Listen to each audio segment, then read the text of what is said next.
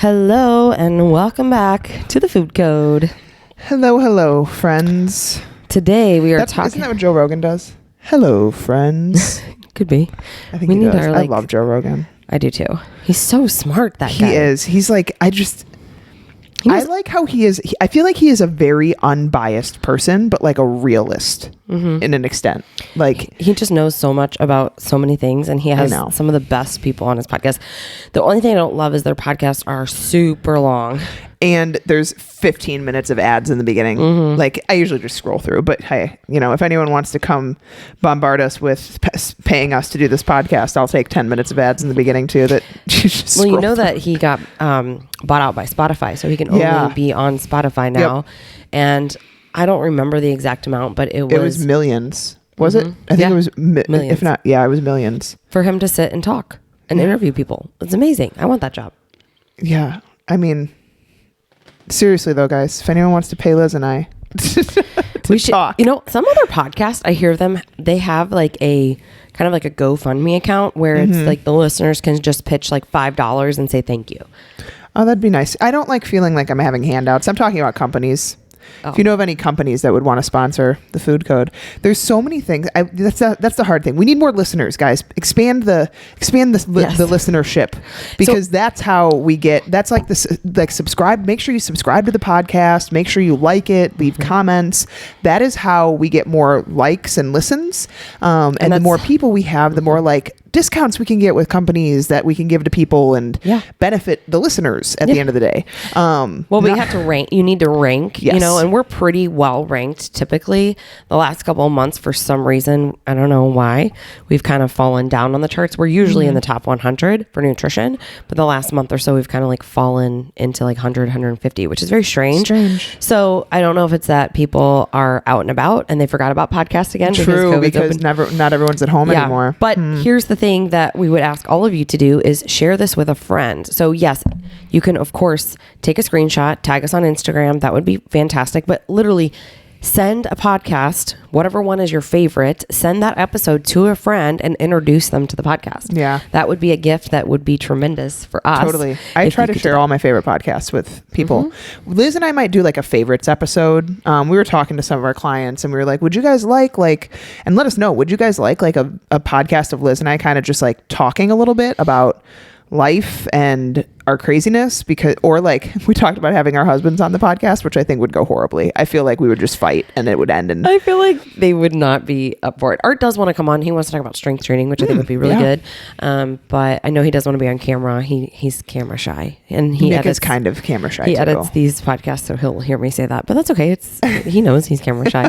Anyways, we need to talk about tap water today. Tap water, whatever you're doing right now. Holy shit. If you are drinking tap water, go dump it down the drain. You know what's crazy before we dive into this? Because I have so much education around this topic and had paid such close attention to it for probably the last 5 or 6 years, because I will say Art is very in tune with these things. And as soon as we moved into both of our houses, the rental house and then the house now that we have, he tested the tap water. We have a tester. It is absolutely disgusting. So we pay, for bottled water. We get the alkaline water from Costco, but I can taste. Have you done research on the alkaline water? Because here's the other thing to know about bottled water. There aren't a lot of regulations around it. Yeah. And so to be honest, some bottled water, I think Dasani is one of the worst. Yep. Some bottled waters literally could just be taking tap water and bottling it. Yeah, I believe Dasani was sued. They were owned by Pepsi, correct? Yeah, I think so. Yeah, I believe they were sued. But I can taste these the nasties that we're going to talk about in tap water if we go out to a restaurant, which is why I generally don't have water at a restaurant unless it's bottled. I will ask for club soda. And then I will also sometimes get iced tea, coffee, or every now and then, if they have Diet Pepsi on draft, I will do that. Okay. Anyways, tap water, everybody out there, I think this is going to be eye-opening if you do not understand what is in our water. So we're going to go through 10 reasons not to drink tap water. Yeah. Because you could be tapping into arsenic, chlorine, fluoride, heavy metals, radioactive contaminants, pharmaceuticals. Yeah. Waste. Ugh. So here's the thing, guys. The thing about tap water that's hard, it's not likely, 99% likely, in the US, it's not going to kill you tomorrow. Like, this isn't something that is going to affect you immediately, but this is definitely something that affects us all long term. And when you hear some of these things and how they impact you, you will understand. I would especially say this for people that have thyroid issues, people that are trying to get pregnant, specific situations where this plays a very large role. And we'll give you obviously some tips at the end around like what brands and some water filters that you can look into, and all that good stuff. So you can start making these changes, because this is definitely something that I think a lot of people are like, yeah, but like how much does it really impact? Here's the thing. Your body, and there's a lot of, different thoughts about this, but your body's for most people around 50% water. All of our essential systems, our liver detoxification, our digestive system, our muscles, like all of these things rely on water. Okay. And so if you're putting dirty water into these systems, how do you think that's going to affect how the systems function? Okay. Especially also like if you're not getting enough water to begin with, that's a problem also. But if you are drinking water, sometimes guys, like the normal filters aren't enough either. And so we're going to talk about that, but we need to talk about our tap water, what is wrong with it and why we need to stay away from it. Yes. Okay. So some examples of the things that are in your tap water. Number one is arsenic. So arsenic is the same stuff of rat poisoning. That's pretty disgusting, right? But it can be lurking in our drinking supply. So this is where I would say what you want to do is make sure that if you have like ability to do this, change out your faucet filter and get like an under the sink separate filter, because this is essentially going to be able to help filter out some of these chemicals that are in here. But arsenic comes into your tap water either through private wells or sometimes through industrial or agricultural pollution. So arsenic poisoning can cause blindness, discoloration of the skin, diarrhea, stomach pain, nausea, vomiting, numbness too in hands and feet, or partial paralysis, which is pretty scary. Yeah. So one of the states here, it says Arizona is bone dry and could be out of water by 2020. Of course, we know that it's not out of water by 2020. This article is a little bit older. This article is older that we are pulling research from, but they rely on depleting groundwater supply, and as much as 90% of the wells in the state exceed contamination standards for nitrates, arsenic, and coliforms, with 43% of well waters contaminated with pathogens. That's insane. That is absolutely insane. You know what's really scary, guys, is a lot of this stuff, and we're going to talk about some other things like pharmaceuticals that end up in our water. Like even they've done research on like springs that are like not even close to big cities, because you would think obviously like around big cities this is going to be the most population. They've even done research on like clean springs in Colorado and found contamination in that water. Like we cannot outrun this. And so number 2 is chlorine. So chlorine is in your water, not only kills pathogen and bacteria. So this is a good thing, to an extent. We want things to kill the bacterias in our water. Here's the problem. If it's killing bacteria in the water, guess where else it's killing bacteria? In our guts. Okay. We want bacteria in our guts. And so we work very hard to have this great diversity of bacteria with eating vegetables and fruits and all these things. And then you're like dropping a bomb on it with tap water that has chlorine in it. Okay. So it's a highly corrosive disinfectant, and it's toxic as a byproduct because of this disinfection control that it manages. Okay. So there's a group of chemicals that may form, especially during the chlorination of tap water for drinking. And the reason they add that chlorine is in tap water, this is part of the filtration process that happens with like our water systems. The reason that they put it in this is to get rid of harmful, like bad bacteria that we don't want to drink, which is understandable. But unfortunately, it's now also killing the good bacteria of our system that we want, and that is why we don't want this. So we recommend like shower filters because it's really anything that absorbs into your skin that can get into your bloodstream. So this is not something that we want to be dealing with. And chlorine actually wasn't too bad, because chlorine will dissolve into air.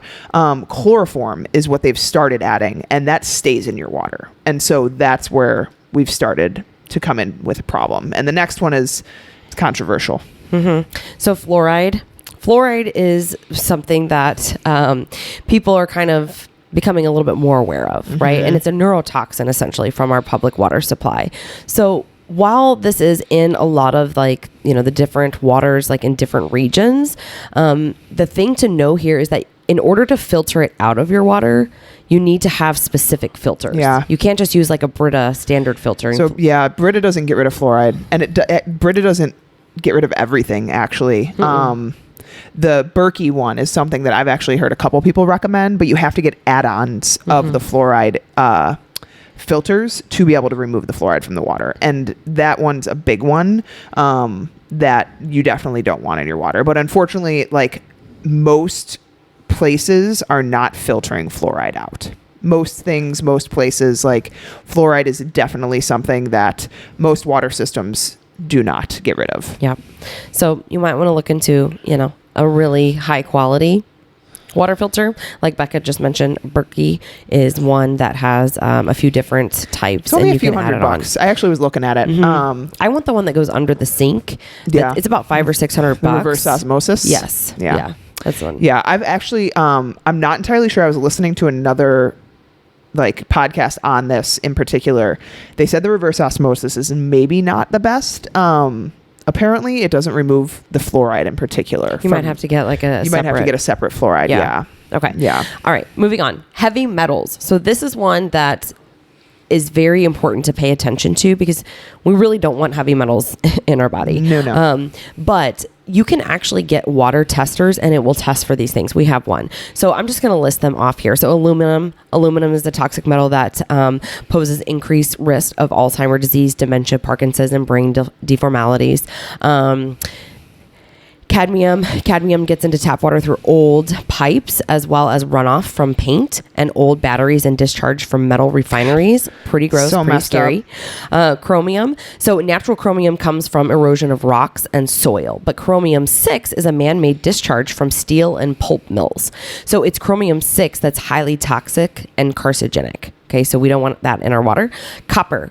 So while copper is an essential element for kind of living organisms, we don't want too much of it. So just kind of like vitamin D, like too much of a good thing is not a good thing, right? Mm-hmm. And so too much copper can cause diarrhea, stomach cramps, nausea, vomiting, and there's also associated risk with liver damage as well, and kidney disease. So this is one of the things, like when we are going through different detox protocols for some of our clients who show high in some of these heavy metals, that's one of the biggest things that we focus on is removing a lot of the things in their household, even aluminum foil. Especially for babies too. Mm-hmm. This is specifically for babies. If you're using tap water, guys, like children especially under a year, don't have the mechanism developed for maintaining proper copper levels. And so they're extremely vulnerable to toxic effects of copper. So that's why like a lot of people buy obviously the gallons of like purified water for their children. Mm-hmm. But yeah, don't give your kids tap water.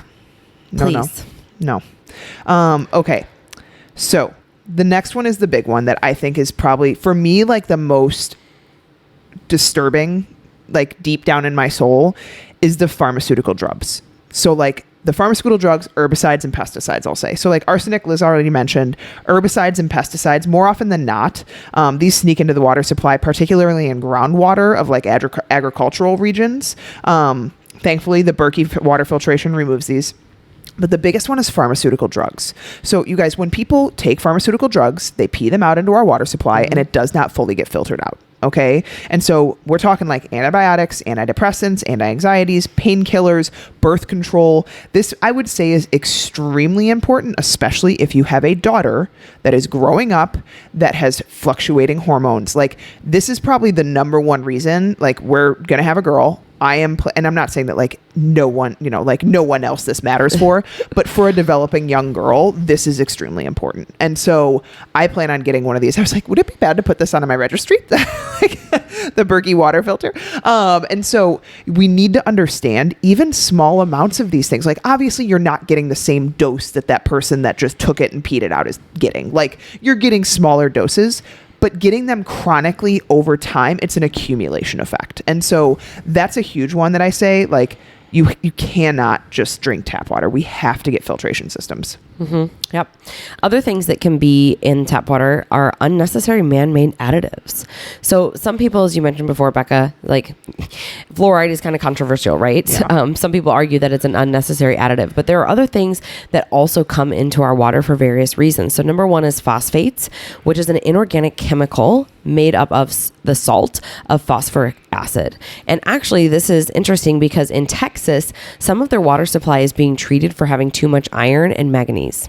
And this is kind of perplexing as there's no health problems with it, but the water can turn reddish brown or stain laundry. And the taste is just kind of like unpleasant, among other things. So I actually had a friend who was dating a girl who lived like 20 minutes from here. Mm-hmm. And she was in an apartment where her water was this reddish brown. She couldn't take a shower. She couldn't do laundry at her apartment where she was living because it would stain everything, and she had blonde hair. Oh my gosh. It would turn her hair brown, or reddish That's brown, crazy. I should say. Pretty crazy, right? And then other things that can be also, put into tap water in terms of just like man-made additives is water softening. So this is kind of like... I actually didn't know this. Isn't it crazy? Yeah, we have a water softener. You do? Yeah. Yeah, we had salt. Yeah. Yeah. We don't have anything here. We just buy all the... That's a system that was already in our house when we bought it. Yeah. Maybe we do. I don't know. I'd have to ask Art. We buy salt to add to it. Okay. Yeah, we don't have it. To harden. Yeah. But anyways, so remember that anything that touches your skin can be absorbed into the bloodstream. So the process of water softening removes calcium and magnesium in hard water, which then results in a soft or slippery water. So this process of softening replaces the calcium and magnesium ions in the hard water with sodium ions. Yep. And so it essentially adds, as you just mentioned, salt, sodium chloride. So this is one of the things where if you are concerned about poor detoxification abilities in the body, then you can get a filter for your shower head. This is the hardest part because I effing hate hard water. I never feel like I get soap off of me. And that's why a lot of people soften the water. And also because it talks about here, like the reason that people do this is because hard water can build up in plug pipes. Mm-hmm. And so there's a reason behind it. It's not just like, but for me, it's an annoyance because I hate the feeling. I don't know if anyone has ever lived anywhere with hard water. Like you feel like you constantly have soap on you. Like you can't get it off. You can't get shampoo out of your hair, which first world problems, obviously. But it's so annoying. Like, and so the water softening helps with this. But I did not know about this. Learn something new every day, man. Gosh, hopefully you guys are learning something new today. Yes. But yeah, I might go, Nick's going to see an Amazon charge for a Berkey filter soon. I love it. He always texts me because he's the Amazon holder. Like his Amazon Prime account is the main account. And he's like, why did you buy this? And I'm like, will you just let me live my life? Okay. Right. Don't worry about my Amazon trying purchases. to make us healthier. Yes. Okay. So other things that can get into your water, road salts, the salts that they use to de-ice roads, right? When it snows, if you're in the Illinois area or anywhere in the Midwest, in the winter, all those salt trucks are out. Obviously that runs off into the drains and gets into our water supply. Nitrates. So, another unsavory thing that gets into the tap water is nitrates, particularly if you have well water. So you should test your well water annually. We have a few clients that have well water. But for nitrate testing, you actually have to go to a lab and test this because reverse osmosis and distillation devices are just not strong enough for getting rid of the nitrates. Sounds expensive if you have well water. And then let's move on. Radioactive elements. This is pretty scary. Yeah. So Fukushima was a nuclear in 2011. This is something that a nuclear disaster happened. If anyone remembers this, a nuclear power plant near Fukushima, Japan, kind of like an earthquake caused, and it was like the most severe nuclear accident since Chernobyl. And so it seeped into the water supply. It's crazy. So this can lead to radon poisoning. Right? We know that radon poisoning is a major cause of lung cancer.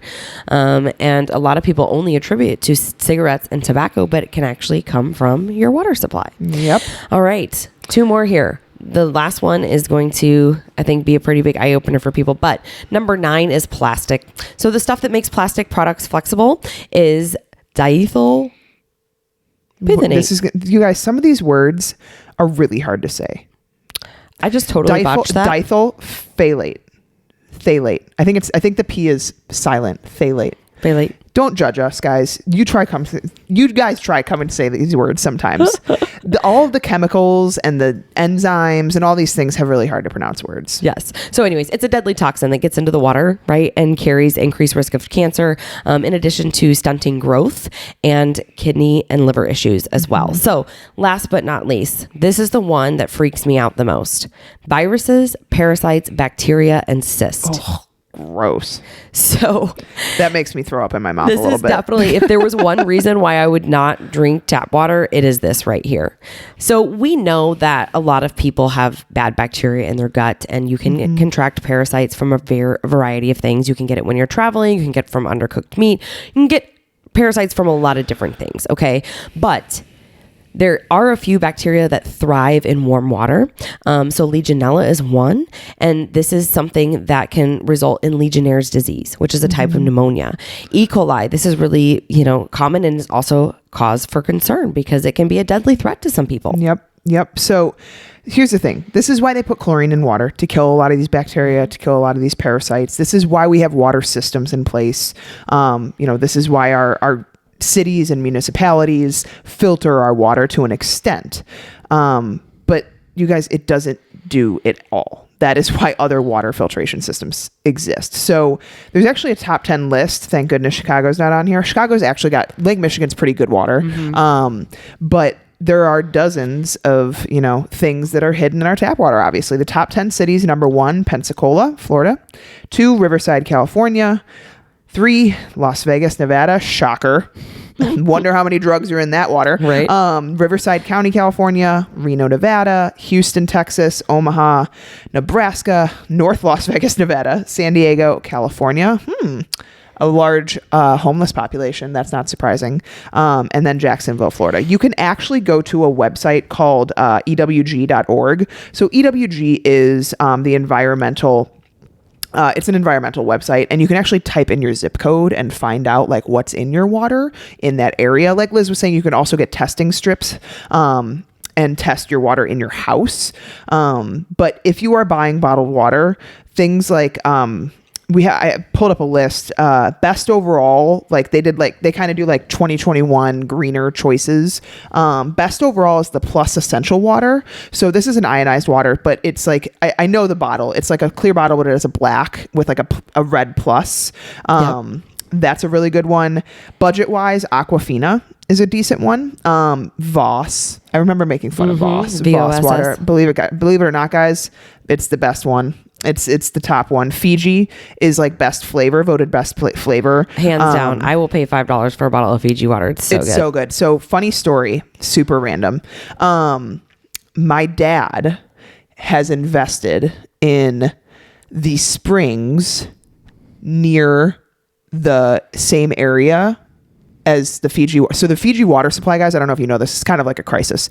The water supplies that provide Fiji water are going to run out in the next couple of years. So my dad has actually invested with a couple of other, it's a small investment group, I believe, in the water supply that's basically the next best. Interesting. And I'm really hoping it pays out because, I got kids to put through college. I'm just kidding. But for real, fun fact, super crazy. My dad's actually going to Fiji to awesome. visit the springs and stuff like that. But yeah, so those are the top bottled water. They cost a lot for a reason, guys. Here's the other things you need to know. So distilled water, a lot of people are like, well, what if I just distill my water? Distilled water removes everything, but it removes minerals, which are necessary for us. They are necessary for hydration. This is where a lot of times people think are you the type of person that only drinks LaCroix or sparkling water or Spindrift? That water is actually distilled. And so you're not getting hydrated from it. It actually dehydrates you to an extent. The whole no sodium thing on their cans is actually not a good thing. This is actually dehydrating you. This is why Liz and I talk about electrolytes so much, because just drinking water does not mean that you're going to be hydrated from it. You need to have the minerals that help the water get into your cells and help hydration actually happen. And so that's a big thing to understand, is like sparkling water is distilled water. Distilled water does not have minerals. If you want to distill your water, you can. You just have to add minerals back into it. So there's things like mineral drops. There's different brands and different companies. I don't know all of them, but you can basically add minerals back into your water if you choose to distill it, which kind of like it's like bleaching things. It like completely wipes things out. So I would say Brita's okay, but Brita does not remove fluoride, I believe. And then the best situation would be the Berkey filters with fluoride adds to them. And you can get these things in water bottles too. I know Becca and I we have matching Brita water bottles for, kind of on the go. But definitely if you are in a place where your tap water is not great, which is everywhere, as we just, covered, but really in a place that is not great, invest in one of these, in-home water filtration systems. And even with your showers too, can pay off big time. So hope that was enlightening for all of you. We all learn new things every single day. And we will be back with another episode in just a few days. Have a great day.